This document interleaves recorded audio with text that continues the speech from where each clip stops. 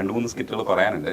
അതിനിടയ്ക്ക് അപ്രീസിയേഷൻ കിട്ടിയാൽ ശ്രീനിവാസൻ സാർ തിരിച്ചറിഞ്ഞപ്പോൾ ഭയങ്കര സന്തോഷം കിട്ടിയെന്ന് പറഞ്ഞു. അതേപോലെ അംബിക മാഡം വിളിച്ചു എന്ന് പറഞ്ഞു. ആ 2 കഥയും പറയും.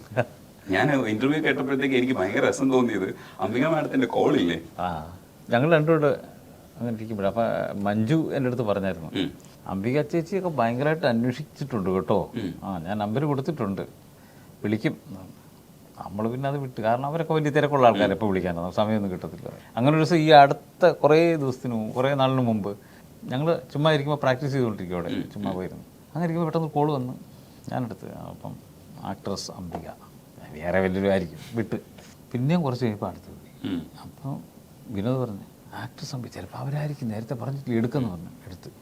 എടുത്തോണ്ട് ഷാജി ഞാൻ ആക്ട്രസ് അംബികയാണ് കേട്ടോ. മനസ്സിലായി മാഡം, കാര്യം പറഞ്ഞു.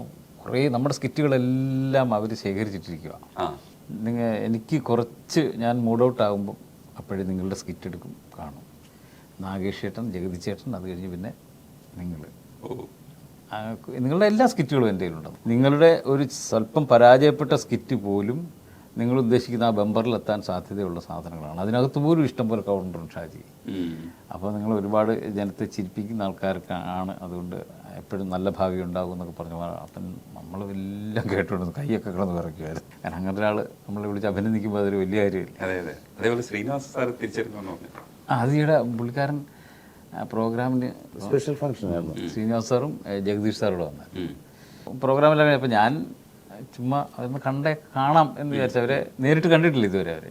അപ്പോൾ കാണാമെന്ന് വിചാരിച്ച് ഷൂട്ട് കഴിഞ്ഞ് ഫ്ലോറിൽ അവിടെ ഇറങ്ങി വരുന്നതിൻ്റെ അവിടെ ഒരു ഇരുട്ട് അവിടെ നിൽക്കുക. ഒരു പരിപ്പോടെയൊക്കെ കടിച്ചുകൊണ്ടിരിക്കുമായിരുന്നു. പുള്ളിക്കാരൻ വയ്യല്ലോ, വേറൊരാളിങ്ങനെ പിടിച്ചോണ്ട് എന്നെ കണ്ട് ഷാജി എന്ന് വിളിച്ചു, ടങ്ങെന്ന് പരിപ്പോടെയൊക്കെ താഴെ. അപ്പോൾ ആരും കണ്ടില്ല, പക്ഷേ സൗണ്ട് കേട്ടു. ഇത് വീണത് ഒരു മെറ്റലിൻ്റെ മണ്ടയ്ക്കാണ്, പരിപ്പോടെ വീണത്. അപ്പോഴത്തേക്കും സജി അടുത്ത് പോകണ്ടായിരുന്നു. ഞാൻ മുമ്പേ പറഞ്ഞ് കപ്പ്യാർ, അവനോട് ഭയങ്കര ചിരി.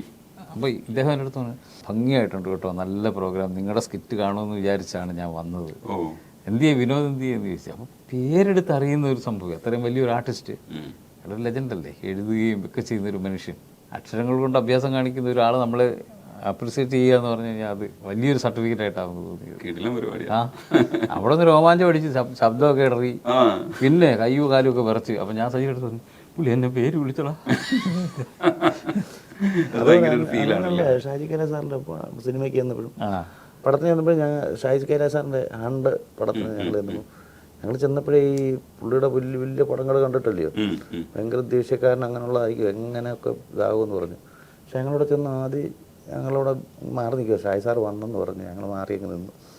ആദ്യം കയറി മേടിക്കണ്ട എന്ന് കണ്ടപ്പം പുള്ളി അവിടെ നിന്നിട്ട് വിളിച്ച് 2 പേരെയും പേര് വിളിച്ചിട്ട് പറഞ്ഞു. എന്നിട്ട് പറഞ്ഞു, ഞാൻ എല്ലാ പ്രോഗ്രാമും സമയം എപ്പോഴും കാണത്തില്ല, സമയം കിട്ടുമ്പോൾ കാണാറുണ്ട്. അങ്ങനെ ഞങ്ങൾ ലാസ്റ്റ് പറഞ്ഞു, സാറേ മടിച്ചാൽ പറഞ്ഞു, ഞങ്ങൾക്കൊരു ഫോട്ടോ സാറിന് എനിക്കും ആവശ്യമാണ് നിങ്ങളോടൊന്ന് പറഞ്ഞ്. വളരെ സൗഹൃദം. അതുപോലെ ജയരാജ് സാറിന് നിൽക്കുമ്പോഴും അവർക്ക് നല്ല സൗഹൃദത്തിൽ ഇടപെടുന്നത് വിചാരിക്കുന്നത് പോലെ അല്ല. അതായത് കോമഡി, അതായത് നമ്മളൊക്കെ കോമഡി ചെയ്യുക ഗൗരവക്കാരാണെന്നൊക്കെ കരുതുന്നില്ലേ, അങ്ങനെ എല്ലാവരും ഈ കോമഡി കുത്തിയിരുന്ന് കാണുന്നവരായിരിക്കും.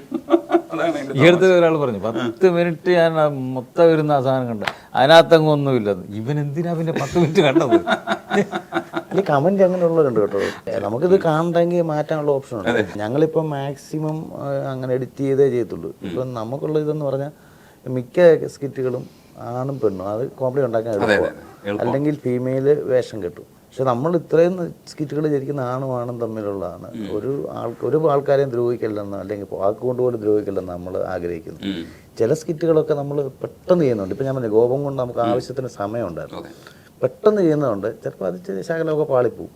പക്ഷേ അതിന് ഒരു പാളാത്ത സാധനത്തിന് പോലും ഗ്യാങ്ങായിട്ട് വന്ന് നമ്മൾ ഒരാൾ ശ്രദ്ധിച്ചിട്ട് നമ്മളോട് പറഞ്ഞു, 3 മിനിറ്റിൽ 40 കമന്റുകൾ, 52 കമന്റ് അങ്ങനെ അങ്ങാണ്ട് ക്യാമ്പ് ചെയ്ത് നമ്മൾ പാവപ്പിച്ചാൽ എന്തിനെ ആക്രമിക്കുന്നത് നമുക്കറിയത്തില്ല. അത് കാണാതിരിക്കും. അതിന്റെ അർത്ഥം എന്താണെന്നറിയാമോ, നിങ്ങൾ കയറി കഴിഞ്ഞു എന്നാണ്, മനസ്സിലായോ? എങ്കിലല്ലേ ഇങ്ങനെ കൂട്ടമായിട്ട് ആക്രമിക്കേണ്ട കാര്യമുള്ളൂ, അല്ലെങ്കിൽ ഇല്ലല്ലോ. നിങ്ങൾ ആ ട്രാഫിക്കില് SIയും പോലീസുകാരനുമായിട്ട് ചെയ്യുമ്പോൾ മൈക്കിൾ എന്നാണല്ലോ, സ്ഥിരം നമ്പരാണ് നമ്മൾ. എടോ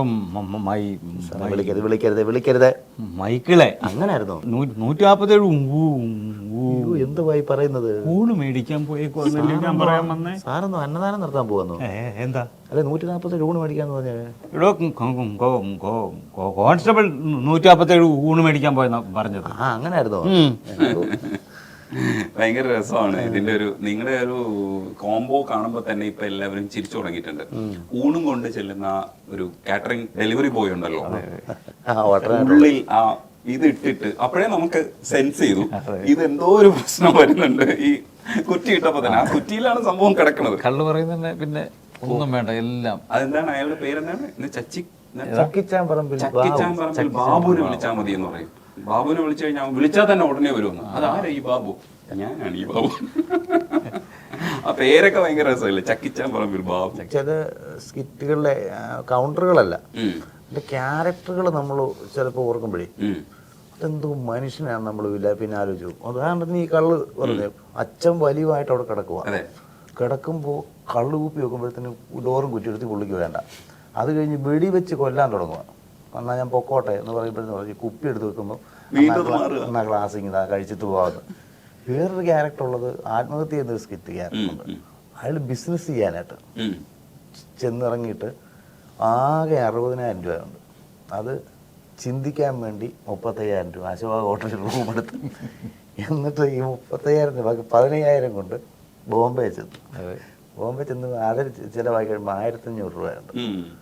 1,500 രൂപ കഴിഞ്ഞിട്ട് പറഞ്ഞു ഞാൻ പിന്നെ നടന്നാ വീട്ടിൽ വന്നത്. അല്ല നിന്റെ ഇങ്ങനെ എന്ത് സംഭവിച്ചു, എങ്ങനെ വീട്ടിൽ പറ്റാനല്ല നമ്മൾ നോക്കുന്നത്. നിന്റെ 1,500 രൂപ വിഷമം തീർക്കാൻ വേണ്ടിയാണ് ഇന്ന് നടന്നു പോകുമ്പോൾ ഇന്ന് ഇവിടെ വന്നു. അങ്ങനെ ക്യാരക്ടർ നോക്കുവാണെങ്കിൽ അല്ല, അത് രസമുള്ള ഒബ്സർവേഷൻസും ചില എലമെന്റ്സും കൊണ്ട് ഭയങ്കര ഡീറ്റെയിൽസ് കൊണ്ടുവരുമ്പോൾ ഭയങ്കര രസമാണ്. എനിക്ക് തോന്നുന്നു നിങ്ങളുടെ സ്കിറ്റുകളിൽ ഇപ്പോ പൊതുവിൽ കോമഡി സ്കിറ്റുകളിൽ കുറച്ച് ഡീറ്റെയിൽസ് കൂടുതൽ കൊണ്ടുവരുന്നുണ്ട്. അപ്പം കുറച്ചുകൂടെ, അതായത് നമ്മൾ പണ്ട് തള്ളിക്കളഞ്ഞിരുന്ന ഒരു ഓഡിയൻസ് ഉണ്ടല്ലോ, അവരൊക്കെ ബുദ്ധിയുള്ള എന്ന് നമ്മൾ വിശ്വസിക്കുന്ന ചില ഓഡിയൻസ് ഉണ്ട്, അവരും കൂടെ ഇതിനകത്ത് വന്നിട്ടുണ്ട്. നിങ്ങളുടെ ഒരു സ്കിറ്റിൽ ഒരു ചെറിയ കോമഡി അടിക്കാൻ വേണ്ടിയിട്ട് നിങ്ങൾ പറയുന്നത് അക്കിര കുറസോവ എഴുതിയ കവിതയാണെന്നാണ്. അക്കിര കുറസോവ കവിയല്ല എന്നുള്ളത് ആദ്യത്തെ തമാശ. അപ്പോ അക്കിര കുറസോവ എഴുതിയ കവിത എന്ന് പറയുന്നത് മറ്റേ അന്തിക്ക് കുറിയും തൊട്ട് അത്രയും പ്രശസ്തനായ മനുഷ്യൻ കൊണ്ട് തന്നിരിക്കുന്ന കവിത അന്തിക്ക് കുറിയും തൊട്ട്. അപ്പം ആയില്ലാത്തോണ്ട് ചാ വെച്ച് അടിച്ചു എന്ന് പറയുന്ന സാധനം അല്ല. അഖില കുറോസവ എന്ന് പറയുമ്പോഴത്തേന് ഓപ്പോസിറ്റ് നിൽക്കുന്ന മുതലാളിയാ, പുള്ളിക്ക് അറിയത്തില്ലെന്ന് പറയുമ്പോഴത്തേക്ക് പിന്നെ ഞങ്ങൾ ഭയങ്കര കണക്ഷനാണ്. അതറിയാമെന്ന് പറയുന്നുണ്ട്. ആ കോൺട്രാസ്റ്റ് ഒക്കെ ഇല്ലേ, എനിക്ക് തോന്നുന്നു അത്തരം സൂക്ഷ്മതയായിരിക്കാം ഇതിനെ കുറച്ചുകൂടെ ജനകീയമാക്കണമെന്ന് എനിക്ക് തോന്നുന്നു. അതിന്റെ ക്ലൈമാക്സ് സാധനം നമ്മൾ പറയണ്ടെന്ന് പറഞ്ഞു, അങ്ങനെ പറയല്ലെന്ന് പറഞ്ഞ. അതായത് 1 രൂപ കോയിൻ ഇല്ലാത്ത സംഭവം അറിയാമല്ലോ. 1 രൂപ ഡിജിറ്റലാ മുതലാളി, ബാത്റൂമിൽ പോകാനായിട്ട് 2 രൂപ കോയിൻ ഇല്ല. അപ്പം അതിന്റെ ക്ലൈമാക്സ് എന്നാ ഇയാൾ ഇത് ചെയ്യണ്ടെന്ന് പറയുന്നത് ബാത്റൂം ആക്കാൻ പറ്റില്ല. എനിക്ക് സംഭവിച്ച കഥയാണ് അത്. ഞാൻ ഒരു ക്ഷേത്രത്തിൽ പോയിട്ട് 100 രൂപ ഉണ്ട്, അതിന് സാമ്പ്രാണിയും ഇതൊക്കെ മേടിച്ചു, ബാക്കി 20 രൂപ ഉണ്ട്. ഞാൻ അതിനൂടെ എന്തോരം തന്നേക്കാൻ പറ്റും വെളുപ്പിനെ. കഴിഞ്ഞ് ഞാൻ താഴെ വന്നപ്പോഴത്തേന് ബാത്റൂമിൽ പോകണം. ഇങ്ങനെ നോക്കിയപ്പം തുറന്നു ബാത്റൂം. ഞാൻ പേഴ്സ് എടുത്ത് നോക്കുമ്പോൾ 500 രൂപയുണ്ട്, ATM കാർഡുണ്ട്, ഗൂഗിൾ പേ ഉണ്ട്. അവിടെ 5 രൂപ വേണ്ടി ഞാൻ അങ്ങോട്ട് ചെന്നപ്പോൾ ഒരു 50 രൂപയും കൊണ്ട് വന്ന് ചെന്ന് രാവിലെ തുറന്നേ ഉള്ളെന്ന് ഞാൻ പിന്നെ തിരിച്ച് ആ സാമ്പ്രാണിക്കട ചെന്ന് 10 രൂപ കടം മേടിച്ച് പോയിട്ട് വന്ന്. അത് പക്ഷെ അത് ക്ലൈമാക്സിൽ വന്നപ്പോൾ രസമായിരുന്നു കേട്ടോ അത് കേൾക്കാൻ. ഞാൻ ഈ അടുത്ത് കണ്ട ഒരു സാധനത്തിനകത്ത് ഇതേപോലെ ഈ വിക്ക് എന്ന് പറയുന്ന സാധനത്തിനെ കളിയാക്കുന്നത് ശരിക്കും ശരിയല്ല. പക്ഷെ ചില സ്ഥലത്തൊക്കെ ഈ മിസ്മാച്ചിങ് ആയിട്ടുള്ള കാര്യങ്ങൾ വെക്കുമ്പോഴാണല്ലോ ഇതിനകത്ത് രസം വരുന്നത്. അതാണല്ലോ കോമഡിയുടെ ഒരു രസം എന്ന് പറയുന്നത്. ഒരു വലിയ ആള് വന്ന് നിന്നിട്ട് ചെറിയ ശബ്ദത്തിൽ സംസാരിക്കുന്നത്. പക്ഷെ ഇപ്പൊ കുറച്ചുകൂടെ റിഫൈൻഡ് ആയിട്ട് സ്ക്രിപ്റ്റിലൊക്കെ കുറച്ചുകൂടെ ഇത്തരത്തിലുള്ള വർക്ക് ചെയ്യുമ്പോൾ എനിക്ക് തോന്നുന്നു കോമഡി രണ്ടാമതൊരു വരവാണ് വരുന്നതെന്ന് തോന്നുന്നു. ഈ സ്കിറ്റുകൾ ഒരു ടൈമിൽ പോയതാ, കോമഡി സ്കിറ്റുകൾ പോയതാ, പക്ഷെ ഇപ്പൊ വീണ്ടും ടെലിവിഷനിലൂടെ തിരിച്ചു വരുന്നതായിട്ട് തോന്നുന്നില്ലേ? അതിനെ കുറിച്ചുള്ള അഭിപ്രായം എന്താ? ആർക്കും സമയം കിട്ടുന്നില്ല എന്നുള്ളത്. ഇതിപ്പോ 5 മിനിറ്റോ 6 മിനിറ്റേ ഉള്ളൂ നമ്മുടെ സ്കിറ്റുകൾ. ഈ പാറ്റേണിൽ എല്ലാ ആൾക്കാരും ഈ പോകുന്ന വഴിക്കാരും മൊബൈൽ എടുത്ത് കണ്ടുകൊണ്ട് പോകാം. അങ്ങനെ വലിയൊരു ഗുണമുണ്ട്. മറ്റേ 15 മിനിറ്റ് 20 മിനിറ്റ് ഒക്കെ ആയിരുന്നു ഓരോ ചാനലിൽ സ്കിറ്റുകൾ ചെയ്തുകൊണ്ടിരുന്നത്. അത്രയും സമയം ഇരുന്ന് തമാശ ആസ്വദിക്കാൻ പോലും പറ്റാത്ത മാനസികാവസ്ഥയിലാണ് ഇന്ന് മലയാളി. അപ്പം ഈ ഒരു ഗൾഫിലൊക്കെ ചെന്ന് കഴിഞ്ഞപ്പോൾ നമ്മൾ അങ്ങോട്ട് നടന്നു പോകുമ്പോൾ ചെറിയ ഈ ഷോപ്പിൻ്റെ ഒക്കെ അവിടെ പെയിൻ്റൊക്കെ അടിച്ചുകൊണ്ടിരിക്കുന്ന അതിൻ്റെ മേളിൽ കയറി ടൈഡോ എടപ്പോ എന്തൊക്കെയുണ്ട് വിശേഷം മേളിൽ നിന്നൊക്കെ വിളിച്ചു. ഏറ്റവും കൂടുതൽ അവർ ക്ലോസായി. അവരുടെ വീട്ടിൽ ദിവസവും കാണുന്ന ഒരാളിനെ പോലെ അവർ പെരുമാറുന്നത്. അതെ അതെ, നമുക്ക് ഫെമിലിയർ ആണ് നിങ്ങൾ രണ്ടുപേരും. വിദേശ രാജ്യങ്ങളിലേക്ക് അനുഭവങ്ങൾ പറയും, അവിടുത്തെ ഒരു സ്വീകാര്യത, നമ്മൾ ചെല്ലുമ്പോൾ എന്താണ് അവരുടെയൊക്കെ റെസ്പോൺസ്, ഭയങ്കര ഹാപ്പിനെസ് ആണല്ലോ. സ്ട്രെസ് മാറ്റുക എന്ന് പറയുന്നത് ഭയങ്കര ബുദ്ധിമുട്ടുള്ള ഒരു പരിപാടി. സ്ട്രെസ്സുള്ള ജോലികളായിരിക്കും ഇവരെല്ലാവരും ചെയ്യുന്നത്. അപ്പം നിങ്ങളൊരു മരുന്ന് പോലെയാണ് ശരിക്കും പറഞ്ഞു കഴിഞ്ഞാൽ. അവരെന്താ അഭിപ്രായം പറയണേ പുറത്തൊക്കെ പോകുമ്പോൾ? ദുബായ് ചെന്നപ്പോൾ നമുക്ക് ട്രിവാൻഡ്രം ക്ലബ് അല്ലേ, അത് മസ്കറ്റ് ടീം എന്ന് ആ പറയുന്നത്. ടീം എന്ന് പറഞ്ഞൊരു ഇതാണ്. അവരെന്ന് പറഞ്ഞാൽ അവിടെ കൊണ്ടുപോയിട്ട് നമ്മുടെ വീട്ടുകാരുടെ കൂട്ട് തന്നെ ഭയങ്കര കമ്പനി എന്ന് പറഞ്ഞാൽ അവർ പറഞ്ഞിട്ട് ലാസ്റ്റ് ഇവരെ ടീമെന്ന് പറഞ്ഞാൽ അവർക്ക് തിരിച്ച് ഫ്ലൈറ്റ് ടിക്കറ്റ് എടുത്ത് വെച്ചിരിക്കുക. ഇവർക്ക് ഞങ്ങൾ പോകുന്നതിന് ഭയങ്കര വിഷമം. നമ്മളെ കാറെ കൊണ്ടുവന്നിട്ട് അവിടെ ചെന്ന് പറയാം, ഒരു കാര്യം ചെയ്യും, ഈ ഫ്ലൈറ്റ് ടിക്കറ്റ് പൊക്കോട്ടെ, ഞങ്ങൾ 5 പേര് കൂടി നാളെ ഫ്ലൈറ്റ് ടിക്കറ്റ് എടുത്ത് തരാം, ഈ ഒരു ദിവസം ഞങ്ങളിവിടെ നിൽക്കേ എന്ന് പറഞ്ഞ് എന്നിട്ട് നമ്മൾ വിശ്വാസിയാ പോകുന്നതെന്ന് തോന്നുന്നു. അവർ പിന്നെ ഫ്ലൈറ്റ് ടിക്കറ്റ് എടുത്ത് തരുമായിരുന്നു. ഈ 5 പേര് കൂടി പിറ്റേ ദിവസത്തേക്ക് ഞങ്ങൾക്ക് ഫ്ലൈറ്റ് ടിക്കറ്റ്, ആ ഫ്ലൈറ്റ് വേണ്ടാന്ന് പറഞ്ഞു. എന്നിട്ട് ഇവർ ക്യാഷ് ഇട്ട് നമുക്ക് ഫ്ലൈറ്റ് ടിക്കറ്റ്, അത് വേറെ ഒന്നും ഉദ്ദേശിച്ചല്ല, ഞങ്ങളുടെ കുറച്ച് സമയം ഇരിക്കണം, അത്രേ ഉള്ളൂ. ഓ അത് ഭയങ്കര സന്തോഷം ടീം എന്ന് പറഞ്ഞാൽ. ഇതിനകത്തൊരു ചെറിയ പ്രശ്നം എന്താണെന്ന് വെച്ചാൽ, ഇപ്പൊ നമ്മള് സ്റ്റേജിൽ ഈ എഴുതിയാണല്ലോ ഇത് ചെയ്യുന്നത്, പലപ്പോഴും അതിനകത്ത് ഇംപ്രവൈസേഷൻസ് ഒക്കെ ഉണ്ടാവും. പക്ഷെ നിങ്ങൾ തന്നെ സ്വതവേ അങ്ങനെയാണെന്ന് വിശ്വസിക്കുന്ന ഒരുപാട് പേരുണ്ടാവും. അതായത് പൊതുവിൽ ഇങ്ങനെ കോമഡി പറഞ്ഞു കൊടുക്കുന്ന ആൾക്കാരാണെന്ന് വിശ്വസിക്കുന്നുണ്ട്. ഇപ്പൊ ചില സമയത്തൊക്കെ സുരാജ് ചേട്ടനെയൊക്കെ ചിലർക്ക് വിളിക്കുമ്പോൾ ഡേറ്റ് മാത്രമേ ഇടും. ജഗതി ചേട്ടനെ അങ്ങനെയൊക്കെ ചെയ്തിട്ട് ഡേറ്റ് മാത്രമേ ഇടും, അവര് ഫില്ല് ചെയ്തോളും കോമഡി സീൻ എന്നുള്ളത്. അപ്പൊ നിങ്ങളെ കാണുമ്പോൾ ഇതിങ്ങനെ കൗണ്ടർ ഇങ്ങനെ വന്നുകൊണ്ടിരിക്കും എന്ന് പറയുന്ന ഒരു വിചാരമുണ്ട്. അപ്പൊ നിങ്ങൾക്ക് അതൊരു ബാധ്യതയാണോ, അതൊരു സൗകര്യമാണോ? ഇടയ്ക്കൊക്കെ ചെറിയ കൗണ്ടറൊക്കെ പറയോ, അതെങ്ങനെയാണ് നിങ്ങൾ കാണുന്നത്? ഇരിക്കുന്ന ആൾക്കാരുടെ സ്വഭാവം നോക്കി വേണം കൗണ്ടർ പറയാൻ. അതുകൊണ്ട് ഇപ്പം നമ്മൾ ആ കൗണ്ടർ കുറച്ച് നിർത്തി. അല്ലെങ്കിൽ ഓപ്പോസിറ്റ് ഇരിക്കുന്ന നമ്മളെ കൊണ്ടുപോകുന്ന ആൾക്കാർ അതുപോലെ നമ്മൾ 1-2 സംസാരം വരുമ്പോൾ നമുക്കറിയാം കൂട്ടത്തിലാണ്. ചെറിയ ചെറിയ തുണ്ടുകൾ ഇട്ട് കൊടുത്തു, അതായത് കയറി പിടിക്കുന്നില്ലെങ്കിൽ മിണ്ടത്തില്ല. അതിനനുസരിച്ച് പെട്ടെന്ന് മാറും. അങ്ങനെ തന്നെയാണോ? അതെ, ഇപ്പോഴും അങ്ങനെ പോകുന്ന സീനൊക്കെ തരുമ്പം നമ്മളോട് ഇങ്ങോട്ട് ചോദിക്കുകയാണെങ്കിൽ പറയാം, നിങ്ങൾക്ക് എന്തെങ്കിലും സജഷൻ ഉണ്ടോ എന്ന് കേട്ടാണോ. നമ്മൾ ഇതിനകത്ത് ഇന്ന കൂടെ ചെയ്താൽ നന്നായിരിക്കും, അല്ലെങ്കിൽ ചെയ്യാവുന്നല്ല, നമ്മൾ അതിനുള്ള ആയില്ല, ഇങ്ങോട്ട് ചെയ്താൽ നന്നായിരിക്കും, ഇന്നൊരു സാധനം കൂടെ പറഞ്ഞ് ചിലർ അക്സെപ്റ്റ് ചെയ്യും, നമ്മളത് ചെയ്യുകയും ചെയ്യും. അടിസ്ഥാന സ്വഭാവം അനുസരിച്ച് നമുക്ക് എന്ത് കിട്ടിയാലും നമുക്ക് തമാശയിലൂടെ പറയാം. പക്ഷേ അന്നേരം ഭാഷയ്ക്കും കുറച്ച് പ്രശ്നമുണ്ടാകും. പല തട്ടുകളിലുള്ള ആൾക്കാരുടെ അടുത്ത് തമാശ പറയുമ്പോൾ ഭാഷയ്ക്കും അതുപോലെ ഉയർച്ച വരണ്ടേ. കൂറ തമാശയൊക്കെ അടിച്ചുകൊണ്ട് സാഹചര്യം ഉണ്ടാവും, മിണ്ടാതിരിക്കും. പക്ഷെ ഈ നിങ്ങളുടെ ഇപ്പോഴത്തെ ഈ തമാശകളിൽ കംപ്ലീറ്റ് ഭാഷയുടെ ഒരു രസമാണ് ഉപയോഗിച്ചിരിക്കുന്നത്. അർത്ഥം ഇല്ലെങ്കിൽ ടോണ് ഇതൊക്കെ പിടിച്ചിട്ട് നമ്മൾ ഇങ്ങനെ നൂല് പോലെ കോർത്ത് പോവുകയാണ് ചെയ്യുന്നത്. ഇത് ചില സമയത്ത് ഒരു കിട്ടാതെ വരുന്നൊരവസ്ഥ വരില്ലേ? അയ്യോ, എന്താ ചെയ്യാ? എഴുതിക്കൊണ്ടിരിക്കുമ്പോൾ ചിലപ്പോൾ ഇടിച്ചു നിൽക്കും. അന്നേരം പിന്നെ തലപ്പരാന്ത് എടുത്തിട്ട് ഇറങ്ങിപ്പോയി ചായയൊക്കെ കുടിച്ച് അതിലേക്ക് വായി നോക്കി നടന്നിട്ട് വീണ്ടും തിരിച്ചു വരും. അങ്ങനെ അത് ശീലിച്ച് ഇപ്പം ഒരു ദിവസം 9-12 ചായ കുടിക്കും. അങ്ങനെയൊക്കെയായി. തമാശ ഉണ്ടാക്കാൻ വേണ്ടി നമുക്ക് ഈയിടെ കിട്ടിയത് വേറൊരു സർട്ടിഫിക്കറ്റ്. ഞങ്ങളുടെ ഒരു സ്കിറ്റ്, നമ്മുടെ കോട്ടയം നസീർ അദ്ദേഹമാണ് ആദ്യമായിട്ട് അങ്ങനെ നമ്മൾ കേൾക്കാൻ ആഗ്രഹിച്ചൊരു കമൻറ്റാണ്. പുള്ളിക്കാരൻ പറഞ്ഞ്, നിങ്ങൾ ബാക്കിയുള്ള സ്കിറ്റുകൾ ചെയ്യുന്നത് പോലെയല്ല, നിങ്ങളുടെ സ്കിറ്റിലെ കഥാപാത്രങ്ങൾക്ക് ആവശ്യമായ സംഭാഷണങ്ങളുണ്ടല്ലോ, അതിനകത്ത് തമാശ കൊണ്ടുവന്നാണ് നിങ്ങൾ ചെയ്യുന്നത്. പക്ഷേ എല്ലാവരും കൗണ്ടറുകൾ ഉണ്ടാക്കിയിട്ട് ഈ കഥയും കൊണ്ട് അങ്ങോട്ട് പോകും. ഇതങ്ങനല്ല, നിങ്ങളുടെ കഥാപാത്രങ്ങൾ അവർക്ക് അവകാശപ്പെട്ട തമാശകൾ മാത്രമേ പറയുന്നുള്ളൂ. അത് നമ്മൾ ഒരുപാട് കേൾക്കാൻ ആഗ്രഹിച്ച കാരണം അങ്ങനെ ഞങ്ങൾ ഇന്ന് വരെ ചെയ്തിട്ടുള്ളത്. വേറൊരു കൗണ്ടറിന് വേണ്ടി കഥ മാറ്റി അതുവഴിയൊന്നും വിട്ടിട്ടില്ല. നമുക്ക് പറയാൻ പറ്റുന്ന കുറേ സാധനങ്ങൾ, അതൊരു ഭയങ്കര ഒരു അഭിപ്രായമായിരുന്നു. ഞാനത് പുള്ളിയോട് പറഞ്ഞു. നമ്മളുൾപ്പെടെ ഈ ആശയകാര്യം നേരത്തെ ഒക്കെ ചെയ്തുകൊണ്ടിരുന്ന സാധനമാണ്. അതായത് ഒരു സ്കിറ്റ് നമ്മൾ പ്ലാൻ ചെയ്യുമ്പം ഒരു 15 കൗണ്ടർ അങ്ങ് എഴുതി വെക്കും. അത് ചിലപ്പോൾ കോടതിയിൽ അടിക്കേണ്ടത് നമ്മുടെ ചന്തയായിരിക്കും ചെയ്യുന്നത്, കോടതിയിലെ കൗണ്ടർ ആയിരിക്കും. അത് പേര് മാറ്റി ഈ കൗണ്ടർ മൊത്തം അടുക്കി വെച്ചിട്ട് അതിന് തക്ക ഒരു കഥ.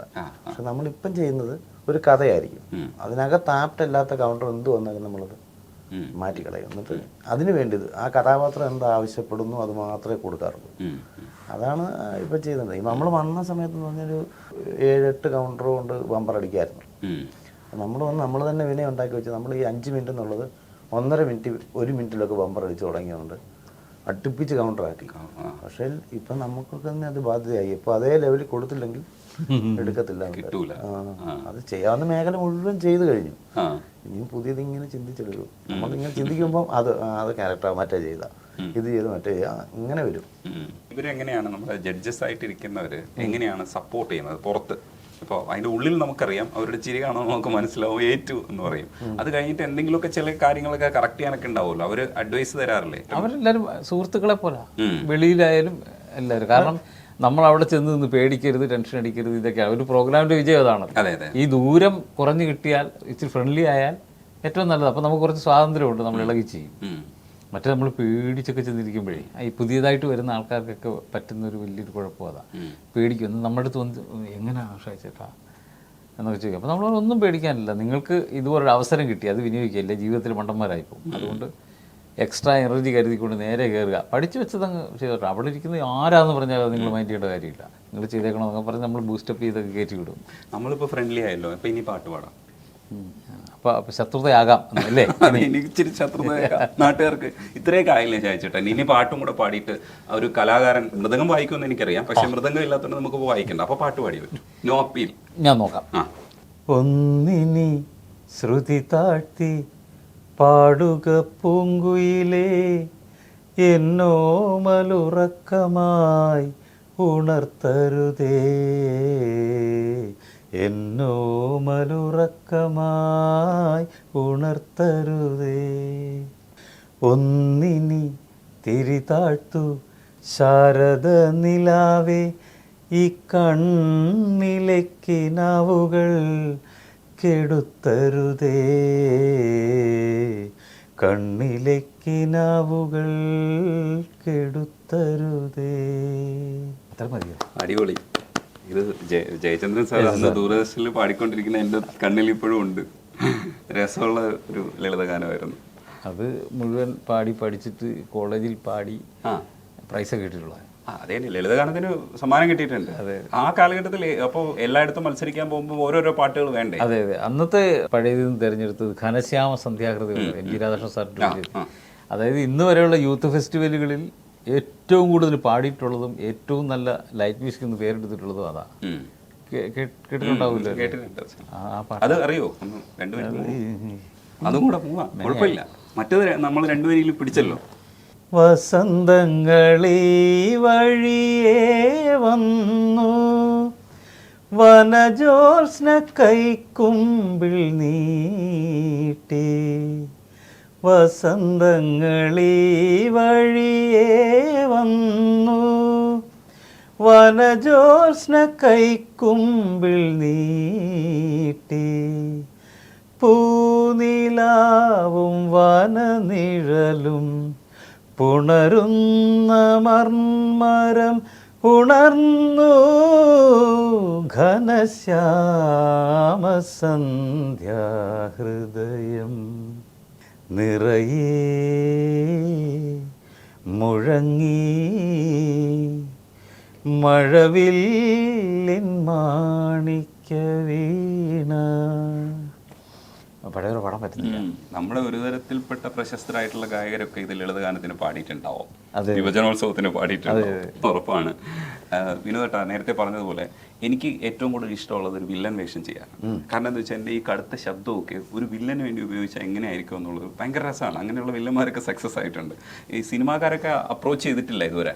എന്താ വൈകണേ? അല്ല, നമ്മള് ചെയ്യുമ്പോഴും ഇപ്പോഴും കോമഡിയിലേക്ക് തന്നെ പിന്നെ വരുക, അങ്ങനെ ചെയ്തു വെച്ചിരിക്കുന്നുണ്ട്. ആ കോമഡി സീക്വൻസാ ഞാൻ ഓർക്കുന്നത്. ഇങ്ങനെ കോമഡി കോമഡി വന്നാലും അത് ആ കോമഡി ചെയ്യുന്ന ആള് പിന്നീട് വില്ലനായി മാറിയാലും അങ്ങനെയൊക്കെ നമുക്ക് അങ്ങനെ ചിന്തിക്കാവുള്ളൂ. പെട്ടെന്ന് പുള്ളി വില്ലൻ ചെയ്ത് കഴിഞ്ഞാൽ ആൾക്കാർ ചിരിക്കും. അതെ അതെ. അതാ. ഇല്ല അതൊക്കെ നല്ല ക്രാഫ്റ്റുള്ള സംവിധായകരെ കിട്ടിയോണ്ടല്ലോ. ഇത് രണ്ടും കൂടെ ക്ലബ് ചെയ്തിട്ട് ഇത് എന്താണെന്ന് അറിഞ്ഞുകൂടാത്ത രീതിയിൽ നമ്മളിങ്ങനെ കൊണ്ടുപോകും. അത് ഭയങ്കര രസമാണ്. നിങ്ങൾക്ക് ഇപ്പൊ കിട്ടിയിരിക്കുന്ന ഒരു കോമഡിയുടെ ഒരു പരിവേഷമുണ്ട്, പക്ഷെ നിങ്ങളുടെ ലുക്കിന് ഉണ്ടാവാൻ സാധ്യതയുള്ള ഒരു ഗാംഭീര്യമുണ്ട്. ഇത് രണ്ടും കൂടെ കോൺട്രാസ്റ്റ് ആയിട്ട് ഉപയോഗിച്ചിട്ട് ചിലർക്ക് ഉപയോഗിക്കാൻ പറ്റും. നിങ്ങൾ വിളിക്കും, നോക്കിക്കോ, ഉറപ്പായിട്ട് വിളിക്കും. കാരണം എന്താ വെച്ചാൽ നിങ്ങൾ രണ്ടുപേരെയും ഒഴിവാക്കിക്കൊണ്ട് ഇപ്പോൾ കോമഡി സ്കിറ്റുകൾക്ക് മുമ്പോട്ട് പോകാൻ പറ്റാത്തൊരവസ്ഥയുണ്ട്. ഞാൻ കണ്ടിട്ടുള്ള സ്കിറ്റുകളിലൊക്കെ വർക്കൗട്ട് ആയിട്ടുണ്ട്. എനിക്ക് ചിലപ്പോൾ എവിടെയെങ്കിലുമൊക്കെ പാളിപ്പോവും, പക്ഷെ അത് നമുക്കിപ്പോൾ എല്ലാ കലാകാരന്മാർക്കും നമുക്കിപ്പോൾ എല്ലായിടത്തും ഒരേപോലെ ശോഭിക്കാൻ പറ്റണമെന്നില്ല. പക്ഷേ മോസ്റ്റ് പ്രോബബിളി സക്സസ് ആണ് ഉണ്ടാക്കിക്കൊണ്ടിരിക്കുന്നത്. വീട്ടിലും നാട്ടിലും ഒക്കെ എന്താണ് അവസ്ഥ? ആൾക്കാർ നമ്മളോട് കൂടുതൽ ഇൻറ്റിമസി കാണിക്കാൻ തുടങ്ങി. മാവേലിക്കരയെ സംബന്ധിച്ച് മാവേലിക്കരയുടെ പ്രത്യേകത എന്ന് പറഞ്ഞു കഴിഞ്ഞാൽ എത്ര വലിയ കലാകാരന്മാരായാലും അവിടെ വലിയ മൈൻഡൊന്നും ഇല്ലാത്തൊരു ദേശമാണ്. വളരാൻ കുറച്ച് ബുദ്ധിമുട്ടാണ്. മാവേലിക്കരയുള്ള കലാകാരന്മാരായാലും ഒരാൾ മാത്രമേ മാവേലിക്കര എന്നുള്ള പേര് വെച്ചിട്ടുള്ളൂ, Francis T Mavelikkara. Narendraprasad sir, PK Abraham, പണ്ടത്തെ അയാൾ മജീഷ്യൻ, സാമ്രാജ്, ഇവരൊക്കെ മാവേലിക്കരയിലുള്ള വലിയ കക്ഷികൾ. അവരാരും മാവേലിക്കര വെച്ചിട്ടില്ല. ഷാജിയുടെ പേരിൽ മാവേലിക്കര ഉണ്ടായിരുന്നു ഇല്ലേ? ഉണ്ട്, ഇപ്പോഴും ഉണ്ട്. ഷാജി മാവേലിക്കര എന്നാണ് അറിയപ്പെടുന്നത്. അത് ആൾക്കാരങ്ങ് പറഞ്ഞതാ, ഞാൻ പിന്നെ നിഷേധിക്കാൻ പോയില്ല. അതും ഒരു സന്തോഷമല്ലേ? ഒരാളെ തിരിച്ചറിയാൻ വേണ്ടിയിട്ട് നാട്ടുകാർ പേരുണ്ടാക്കുക എന്ന് പറയുന്നത് ഭയങ്കര സന്തോഷമല്ലേ? വീട്ടിലും കുറച്ചുകൂടെയൊക്കെ പ്രൗഡ് ആയിട്ടുണ്ടാവും. ഇതിങ്ങനെ ഒരു തമാശ കളിയല്ല, സീരിയസ് ആയിട്ടുള്ളൊരു. വീട്ടിലെപ്പോഴും നമ്മൾ തമാശയും കാര്യങ്ങളും ഒക്കെ ആയിട്ടേ പോകത്തുള്ളൂ. ഓ, എല്ലാവരുടെ എൻ്റെ 2 മക്കളുണ്ട്. മൂത്താൾ +1 പഠിക്കുന്നു, പത്മനാഭൻ നാമൻ്റെ പേര്. ഇളയവൻ ഷാലിൻ ഷാജി 7ാം ക്ലാസ്സിൽ പഠിക്കുന്നു. വൈഫ് വീട്ടിലുണ്ട് ശാലിനി. ഞങ്ങൾ ഒരു മിമിക്സ് ട്രൂപ്പ് പോലെ എപ്പോഴും തമാശകളും കാര്യങ്ങളും, കൗണ്ടറുകളുണ്ടാവും. ആർക്കെപ്പോൾ എവിടെ നിന്ന് കിട്ടുമെന്ന് പറയാം. അതെ അതെ. കാരണം ഈ കാലഘട്ടത്തിൽ നമ്മൾ കുട്ടികളെ അങ്ങനെ ചേർത്ത് നിർത്തി വളർത്തുന്നതായിരിക്കും നല്ലത്. അതെ അതെ. ഇല്ലെങ്കിലും അവർ കൗണ്ടർ അടിക്കും. നമ്മൾ കണ്ടില്ലാന്ന് നടിക്കേണ്ടി വരും ഒന്നേ ഉള്ളൂ. അപ്പോൾ പിന്നെ എന്തിനാ ആക്സെപ്റ്റ് ചെയ്താൽ പോരെ എന്നുള്ളത്. അതുപോലെ വിനോദ ഇത് പറയുമ്പോഴും ഈ ആക്സെപ്റ്റൻസ് മിമിക്രി കളിച്ച് നടക്കുന്നു എന്നൊക്കെ പറയുന്ന ഒരു സ്പേസിൽ നിന്ന് നമ്മൾ ഇങ്ങനെയൊക്കെ എത്തുമ്പോഴാണ് പ്രൊഫഷണലായിട്ട് നമ്മൾ സമീപിച്ചു എന്നുള്ള അവർ മനസ്സിലാക്കുന്നത്. അവിടെ എത്തുന്നവരെ കുറച്ചൊരു സഫറിങ് ഉണ്ട്. ഇപ്പോൾ നമ്മളെ ഗൗരവത്തിൽ എടുത്തു തുടങ്ങി. ഇതൊരു പ്രൊഫഷനാണ്, ഇവരൊരു പ്രൊഫഷണൽസ് ആണ് എന്നുള്ളത് മനസ്സിലാക്കുന്നില്ലേ? അവിടം വരെ എത്തിയിട്ട് ഇപ്പം ഒരു സുഖമുള്ള ഒരു പൊസിഷൻ. കുറിയനെന്ന് പറഞ്ഞാൽ അത്യാവശ്യം നമ്മളെ സ്നേഹിക്കുകയും സപ്പോർട്ട് ചെയ്യുകയും ചെയ്യുന്നുണ്ട്. നമ്മൾ പ്രോഗ്രാമിന് പോകുമ്പം ഇറങ്ങുന്നുണ്ടെങ്കിൽ പരിപാടിക്ക് പോകണോ, ഞങ്ങൾ കൊണ്ടുവിടണോ, ഇങ്ങനെ ചോദിക്കുന്ന ഒരുപാട് ആൾക്കാർ നമ്മൾ സ്നേഹിക്കുന്നവരുണ്ട്. അതുപോലെ തന്നെ ഞാൻ പറഞ്ഞില്ലേ, ഞങ്ങളുടെ ഫാദറിന് പ്രോഗ്രാം ഇഷ്ടമല്ലായിരുന്നു. പക്ഷേ മലപ്പുറം അങ്ങനെങ്ങാണ്ട്, ഞാനിവിടെ എറണാകുളത്തായിരുന്നു, പെയിൻറ്റിങ്ങിന് വന്നതാണ് അവർ ഞങ്ങളുടെ അവിടെ കണ്ട് വീട്. എന്നിട്ട് ഞങ്ങളുടെ വീട് തപ്പിപ്പിടിച്ച്, വിനോദ് കുര്യൻ്റെ വീട് തപ്പിപ്പിടിച്ച് വീട്ടിൽ ചെന്നു ഞാൻ എറണാകുളത്താണെന്ന് പറയുമ്പം ഞങ്ങളുടെ അച്ഛൻ്റെ കൂടെ പുള്ളി ഒന്ന് ഫോട്ടോ സെൽഫി എടുത്തോണ്ട് പോയി. അപ്പോൾ ഇപ്പം അവർക്കും സന്തോഷമാണ്. എവിടെയും ചെല്ലുവാണെന്നുണ്ടെങ്കിൽ നമ്മുടെ പ്രോഗ്രാം കാണുന്നു, അവർക്കും അഭിമാനമായിട്ടുള്ള രീതിയിലാണ്, കുഴപ്പമില്ലാതെ പോകുന്നുണ്ട്. ഈ ആർട്ടിസ്റ്റിനെ അനുകരിക്കുന്ന പരിപാടിയൊന്നും ഇല്ല നിങ്ങൾക്ക്? അത് നേരത്തെ ഉണ്ടായിരുന്നു, നിന്ന് പോയി. ഇപ്പം അതുപോലെ തന്നെ സൗണ്ട് ഫീൽഡ് എന്ന് പറഞ്ഞാൽ, ഞാൻ നാട്ടിലുണ്ടെന്നുണ്ടെങ്കിൽ നമ്മൾ ഈ ചാനലിൽ പ്രോഗ്രാം ചെയ്യുന്നതെന്ന് നോക്കത്തില്ല, ചെറിയൊരു പരിപാടി ആണെങ്കിലും ഞാൻ പോവും. ബോക്സ് ഒക്കെ തോളത്ത് വെച്ച് എഴുതി മരത്തെ കയറി ട്യൂബൊക്കെ കിട്ടുമ്പോൾ പലരും വന്നിട്ട് അറിയാൻ പറ്റത്തേ ആ പുള്ളി തന്നെ ആണോ ഇത്, പുള്ളി അന്നേ മേളിൽ കയറത്തില്ല ഇങ്ങനെയൊക്കെ. പക്ഷെ എനിക്കത് ഇഷ്ടമാണ്. ജോലി ചെയ്യുന്ന എനിക്ക് താല്പര്യമുള്ള കേസ് തന്നെ. മിമിക്രിയിൽ ശരിക്കും മഹേഷ് കുഞ്ഞുമോൻ വന്നപ്പോൾ ഒന്നുകൂടെ അപ്ലിഫ്റ്റ് ചെയ്തു. കുറച്ചുകൂടെ പണിയെടുത്താലേ ബാക്കിയുള്ള ആർട്ടിസ്റ്റുകൾക്ക് നിൽക്കാൻ പറ്റുള്ളൂ എന്ന് പറയുന്ന അവസ്ഥയെത്തി. അതിൻ്റെ ഒരു പ്രതിഫലനം ഇപ്പോൾ കാണുന്നുണ്ട്. അതേപോലെ ഈ സ്കിറ്റ് രണ്ടാമത് വരുമ്പോൾ ടെലിവിഷന് വേണ്ടി വരുന്ന സമയത്ത് സാധാരണ കളിക്കുന്ന ലൂസ്ഡ് ആയിട്ടുള്ള സ്കിറ്റ് അല്ല, ഇപ്പോൾ കളിക്കുന്ന ഭയങ്കര പാക്ഡ് ആയിട്ടുള്ള കംപ്രസ്ഡ് ആയിട്ടുള്ള സ്കിറ്റ് കളിച്ചാലേ പറ്റുള്ളൂ എന്ന് പറയാം. ഇത് കുറച്ചുകൂടെ ഈ കല നിൽക്കാനുള്ളൊരു സാധ്യതയല്ലേ ഉണ്ടാക്കുന്നത്? കുറച്ചുകൂടെ നമ്മൾ പണിയെടുക്കുന്നതിന് റിസൾട്ട് കൂടുതൽ കിട്ടില്ലേ? അത് കുറച്ചുകൂടെ നല്ലതല്ലേ? അങ്ങനെയല്ലേ വിലയിരുത്തണേ? നിങ്ങളുടെ അഭിപ്രായം പറയും. തീർച്ചയായിട്ടും പാക്ഡ് സ്കിറ്റ് എന്ന് പറഞ്ഞാൽ നേരത്തെയുള്ള കാലഘട്ടത്തിൽ എന്ന് പറഞ്ഞാൽ, ഞാൻ പറഞ്ഞില്ലേ, ഈ കൗണ്ടറുകൾ എഴുതിയിട്ട് ഒരു കൗണ്ടർ അടുത്ത കൗണ്ടർ, ഈ കൗണ്ടറിൽ നിന്ന് ഈ കൗണ്ടറിലേക്ക് എത്തണം. ഈ സമയത്ത് നമുക്ക് എന്ത് വേണമെങ്കിലും പറഞ്ഞ് മറന്നുപോയാലും പറഞ്ഞു കൊണ്ടുവന്നിട്ട് ഇവിടെ എത്തണം, അതായിരുന്നു. പക്ഷേ ഇപ്പം പാക്ഡ് ആയതുകൊണ്ട് അടുപ്പിച്ച അപ്പോൾ ഒരു സാധനം ഷാജിയെന്ന് ഞങ്ങൾ ചെയ്യുന്നതെന്ന് പറഞ്ഞാൽ ഈ കൗണ്ടർ എഴുതിയല്ല, സ്ക്രിപ്റ്റ് സിറ്റുവേഷൻ എഴുതിയാണ്. അപ്പോൾ അതിനകത്തുള്ളതിൽ ഒരു വാക്ക് പോലും നമ്മൾ മാറ്റി പറയുകയോ, ഒരു സാധനം എവിടെയാണ് എന്ന് ചോദിച്ചാൽ എവിടെയാണെന്ന് തന്നെ അത് തന്നെ വരണം, എന്നാലേ മറു കൗണ്ടർ വരത്തുള്ളൂ. അപ്പം നമ്മൾ തോന്നിയ മാസം അല്ലെങ്കിൽ നമ്മൾ ഈ സ്ക്രിപ്റ്റിന് വെളിയിലേക്ക് പോയി നമ്മുടെ ഇഷ്ടത്തിന് പറയാറുമില്ല. നേരത്തെ എന്ന് പറഞ്ഞാൽ നമുക്ക് എന്ത് പറഞ്ഞ് ഇങ്ങനെ പറഞ്ഞൊരു സ്കിറ്റ് അങ്ങ് പോകുമായിരുന്നു. പക്ഷെ ഇപ്പം പാക്ഡ് ആയതുകൊണ്ട് ശരിയാണ്, സാർ പറഞ്ഞ് ശരിയാണ്, നമ്മൾ ആ കറക്റ്റ് അടുപ്പിച്ച് പറഞ്ഞ് പോയാലേ പറ്റത്തുള്ളൂ. സ്കിറ്റിന്റെ ജീവനും അതാ നല്ലതാണ്, നല്ല ഗുണമുണ്ടായിരിക്കും. ഇതിനിടയിലാണ് നിങ്ങളുടെ അഭിനയ ശേഷി കാണിക്കുന്നത്. ഡയലോഗ് മറക്കരുത്, പക്ഷേ അഭിനയത്തിൽ ചില സാധ്യതകളെ കൊണ്ടുവരും. ചില ആക്ഷൻസ് റിയാക്ഷൻസ് ഒക്കെ ഭയങ്കര രസമായിട്ട് വരുന്നുണ്ട്. അപ്പം അതുകൂടെ ചെയ്യുമ്പോൾ സത്യത്തിലൊരു അഭിനയത്തിലേക്കുള്ളൊരു സാധ്യതയും കൂടെയാണ് അല്ലേ ഇത്?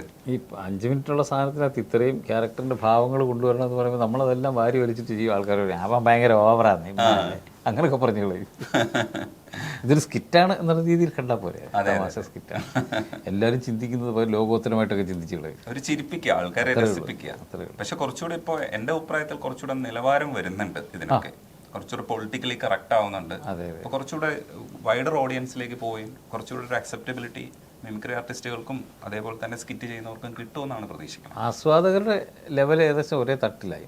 പണ്ട് കുറച്ച് താഴ്ന്ന കോമഡി ആസ്വദിക്കുന്നവർ കുറച്ച് അങ്ങനെ, ഇപ്പം എല്ലാവരും ഒരേ ലെവലിൽ ആസ്വാദനം. അവരോട് ഇങ്ങോട്ട് ഇറങ്ങി വന്നതാണോ അതോ ഇവരങ്ങോട്ട് കയറിയതാണോ എന്നറിയത്തില്ല. അതെ അതെ അതെ, രണ്ടും സംഭവിച്ചിട്ടുണ്ട്. കാരണം ഇത് കുറച്ചുകൂടെ നിലവാരത്തിലേക്ക് ഉയരുമ്പോൾ എല്ലാത്തരം പ്രേക്ഷകരും ഇതിനകത്തേക്ക് വരാം എന്നൊരു സാധ്യതയിലേക്ക് വന്നിട്ടുണ്ട്.